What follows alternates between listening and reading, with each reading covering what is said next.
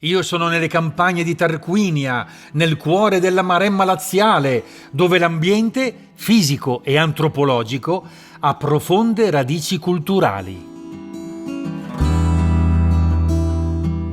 Mettiamo insieme il buttero maremmano, il suo cavallo, le vacche, l'ambiente, la natura che è tosta. C'è un modo per definire questo spirito della Maremma? Lo spirito della Maremma intanto sono le tradizioni. E qui le tradizioni sono rispettate ed è per merito della tradizione che questa oasi agro-silvo-pastoral naturalistica è riuscita a salvarsi dal cosiddetto sviluppo. Senti, questa è una bellissima azienda agricola, un bellissimo posto, c'è tanto spazio, tanta terra. Non è venuto in mente a nessuno qua di fare un bel villaggio turistico? Siamo vicini al mare, capito? Una piccola speculazione, ma... Assolutamente no. Oh no? No, no. E come mai? Perché questo centro è il patrimonio collettivo di tutti. Allora, Così deve rimanere. Questa è la caratteristica. Questo centro è patrimonio collettivo di tutti. Qua siamo nell'azienda La Roccaccia. Precisamente. E qui allevate, coltivate, producete? Allora, qui l'Università Agraria produce negli oltre 300 ettari il grano, che è il lavoro interno che fa l'azienda. Poi nel resto dei 3.000 ettari vengono date le nostre terre in concessioni agli agricoltori che ne fanno profitto durante l'anno con colture diverse. Ha nominato la Università Agraria? No, non è proprio un'università, Non è una scuola. Non ci sono i banchi, No. eccetera, eccetera. Funziona in un altro modo, storicamente. È una storia lunga, comincia nel Medioevo, attorno al 1400.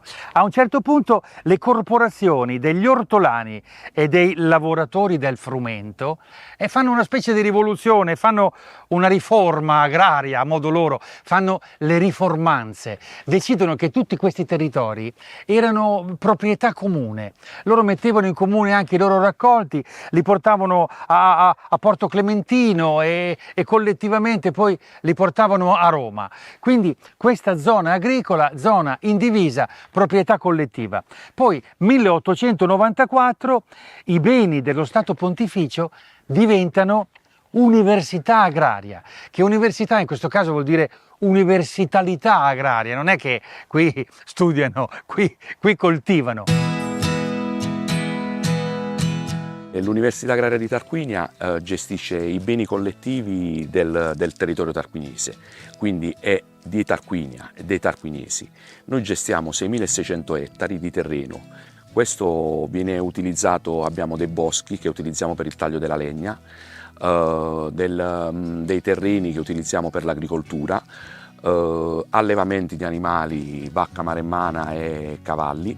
Alberto Riglietti, il presidente dell'Università Agraria di Tarquinia, che per inciso è anche il medico condotto di Tarquinia, ci tiene a sottolineare che l'amministrazione è democraticamente eletta da tutti i residenti. Noi siamo un organo elettivo, veniamo eletti a tutti gli effetti come un'elezione comunale, quindi da tutti gli utenti e gli elettori tarquinesi. E quindi questa proprietà è diciamo collettiva, indivisa, inalienabile, non si può vendere. Inalienabile, non si può vendere, assolutamente no. Gli usi civici sono dei tarquinesi e rimangono dei tarquinesi.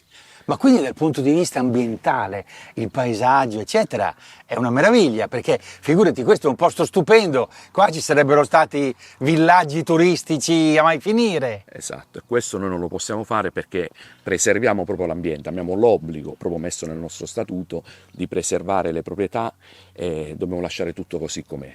Quindi questo oggi è il paradiso del turismo slow, che cerca la natura, il paesaggio e il patrimonio storico-archeologico. Quindi, allora, ricapitolando, le ricadute positive sono che innanzitutto questo ambiente rimane intatto. E poi tutte, diciamo così, il frutto di questa terra viene poi condiviso, perché gli utili vengono reinvestiti, vengono reinvestiti sul territorio. L'ambiente rimane integro, c'è un indotto anche di carattere turistico per i tarquinesi che possono fare delle attività sfruttando la bellezza del territorio, e per quelli che come me vengono qua a fare i turisti si sta bene, si beve, si mangia e si gode di questo posto che è uno dei più belli d'Italia.